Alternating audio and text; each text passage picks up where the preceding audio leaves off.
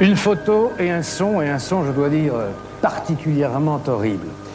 Bon, nous en rejoint aux côtés du professeur Rémi Chauvin, Bernard Houdin. Bernard Houdin a traduit d'un auteur américain, Daniel Cohen, une encyclopédie des fantômes. Il y a même ajouté d'ailleurs d'autres histoires. Disons qu'il a adapté ce livre, Bernard Houdin. Complété, exactement, c'est ce que vous disiez. Historien et biographe, mais il s'intéresse au paranormal aussi. Et puis Jean-Yves Casgam, mon confrère, oui. Dont la parole naturellement est hors de doute. Oui, une photo, un son, et puis aussi, disons-le tout de suite, des tas de petits pépins quand même complètement anormaux. Entre parenthèses, c'est assez curieux de se revoir là, de revoir la scène. À part que bon, la technique de la synthèse a peut-être un peu exagéré la luminosité de ce que nous avons vu, mais effectivement, c'est ça quoi. Alors il faut quand même se rassurer, c'est que le son est effectivement, il fait un petit peu peur, mais après analyse, on sait ce que c'est. On sait que c'est la décharge d'un condensateur, on a pu analyser la fréquence, etc. Le vrai problème que ça pose, c'est que pour obtenir cette décharge de condensateur, il aurait fallu plonger le micro dans un jet de vapeur à 100 degrés, ce qui est assez rarement le cas dans un chemin de ronde dans un château du XIe siècle. Et en plus, dans ce cas-là, au bout de 3 secondes, la petite pastille qui est à l'intérieur du micro aurait dû fondre. Elle n'a pas fondu? Pas du tout, puisque le son, là, on ne l'a pas entendu en entier, mais il fait à peu près 20 secondes, un petit peu plus de 20 secondes, et le micro a toujours continué à fonctionner. Donc effectivement, il y a une énigme. Alors en quoi une apparition comme ça, de ce type lumineuse, pourrait-elle émettre un bruit qui s'apparente à celle d'un condensateur qui se décharge? Alors, vous qui êtes journaliste scientifique aussi.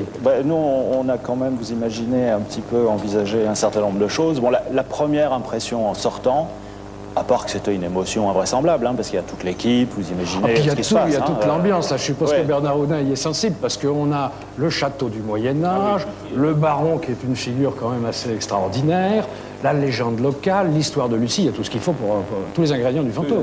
Surtout qu'on était parti, nous, pour faire le portrait d'un personnage un peu atypique, qui est le baron, qui vit un petit peu dans son château avec son fantôme. Enfin, on y allait vraiment pour faire un portrait. Et donc, on a eu la surprise. Bon, première réaction, une fois qu'on s'est un petit peu calmé, hein, parce qu'il y a eu un moment où c'était le club des 5 en vacances, vous voyez, c'était un petit peu ça. On s'est dit, bon, phénomène d'autosuggestion. Oui, on s'est dit hallucination collective, parce qu'en réécoutant les bandes, c'est tellement évident que c'est le médium qui met toute la mécanique en marche, parce que c'est le premier à voir, c'est le premier à dire « est-ce que tu vois pas ça ?» c'est le premier à lancer sa petite fille, etc. C'est intéressant ça, Rémi Chauvin, parce que la présence du médium n'explique pas l'apparition ce soir-là. C'est vrai qu'on l'a un petit peu soupçonné. C'est élémentaire, mon cher Watson, c'est classique. Et puis pour avoir beaucoup parcouru les ouvrages du cher Rémi Chauvin, c'est vrai que c'était la première réaction que j'ai eue. Puis la deuxième, mais alors c'est maintenant, hein, parce que ça s'est passé il y a quelques années. 84. Voilà, et donc j'ai quand même continué à m'interroger. On y est même retourné une année avec Rémi Chauvin, parce que je voulais vraiment... Et vous l'avez vu? Ben non, il a rien. Non, j'ai pas attrapé le fantôme. Par contre, j'ai attrapé un sacré rhume. Hein. Oui, parce que j'écoute depuis le début de l'émission, bien sûr, et c'est vrai ce qu'il dit. Lui, il va voir, il essaye. Alors évidemment, un phénomène comme ça, ça aurait été un miracle que ça se reproduise 2 années de suite. Ça, bon. Mais entre-temps, en fouillant un petit peu, ça pourrait, et donc là maintenant il faudrait expérimenter, ça pourrait être une décharge de gaz, parce que c'est de la pierre volcanique. Il avait énormément plu. Il y a un gaz qui s'appelle le radon qui est souvent dégagé par de la pierre. Alors évidemment, que ça ne tient pas bien, c'est que... Ça a duré combien de temps? Et voilà, c'est ça, c'est que ça a duré 23 minutes, que quand même le phénomène se déplaçait. Mais disons que pour l'instant, moi je préfère, parce que je ne crois pas qu'il y ait du paranormal, je crois qu'il y a du normal pas expliqué. Et c'est l'intérêt de ces choses-là, c'est d'aller chercher, d'aller creuser. Donc mon métier, c'est d'être journaliste. Donc j'enquête, je ramène des éléments. Ouais. Mais moi, je ne sais pas tout. Et il y a quand même des gens dont ça serait le métier d'aller creuser un peu plus. Enfin, du normal pas expliqué aujourd'hui, c'est ce qui explique qu'on appelle du paranormal. Oui. Alors on reprend l'hypothèse psy de la première histoire, Rémi Chauvin, c'est-à-dire l'histoire de la maison qui saignait. Ça renvoie à des explications purement psy. À des phénomènes où on passe graduellement du poltergeist sans apparition de fantômes aux apparitions de fantômes accompagnés de poltergeist. Tout ça, c'est un ensemble, n'est-ce pas? Et on a l'explication ni pour l'un ni pour l'autre. Des histoires très nombreuses. Je me suis laissé dire qu'il arrivait toutes les semaines que les gendarmes soient dérangés par des gens qui se prétendent dans des maisons hantées, qui prétendent avoir entendu des poltergeists. C'est pareil que ça arrive toutes les semaines. En tout cas, ça arrive certainement de nos jours, et certains cas sont bien étudiés, comme celui qu'a étudié Bender à Fribourg-en-Brisgau et plusieurs autres.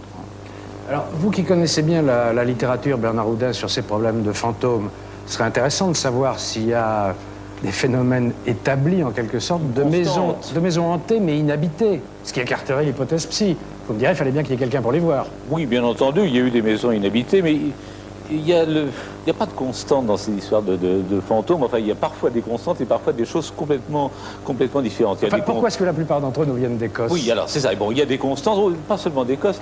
Par exemple, le bruit de chêne, bon, qui est un vieux thème, n'est-ce pas, de la littérature sur les fantômes, eh bien, on la retrouve déjà dans la littérature romaine. Des Romains parlent de fantômes qui faisaient des bruits de chêne. C'est même extraordinaire de penser que on penserait que ça date du Moyen-Âge ou même de beaucoup plus près. Bon.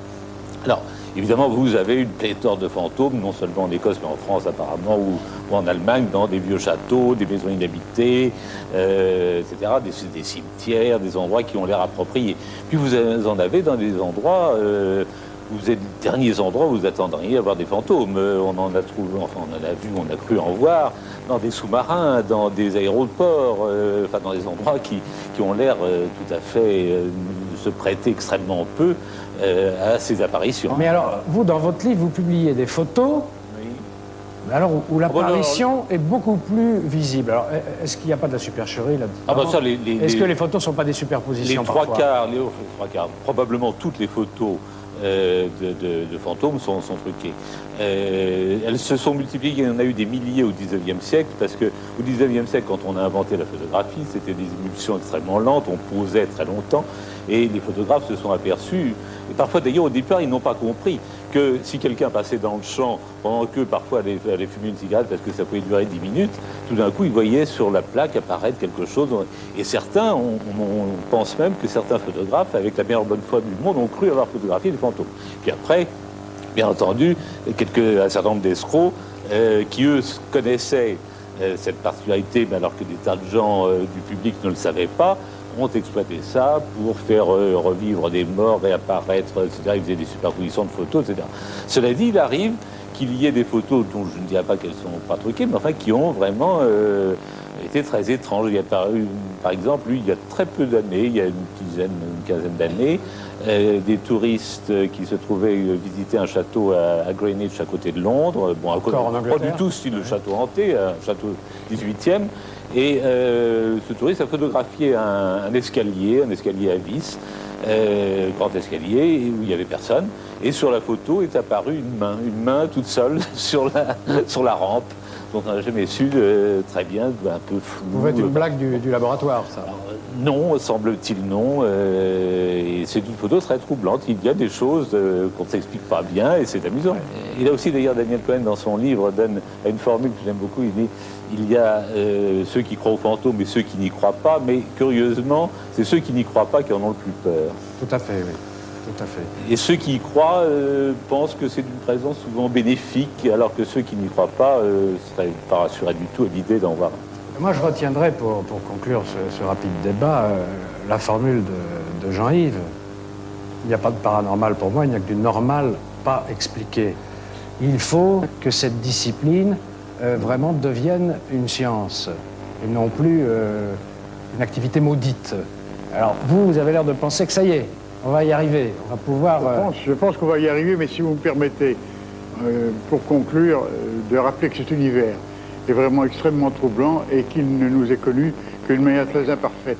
Et comme dit Baudelaire, l'univers est un temple où de vivants piliers laissent parfois passer de confuses paroles. L'homme marche à travers la forêt des symboles qu'il l'observe avec des regards familiers. Il y a toutes sortes de présences autour de nous que nous pourrions étudier, mais une sorte de répugnance irrationnelle nous en empêche. Je regrette. Merci, nous allons donc nous quitter.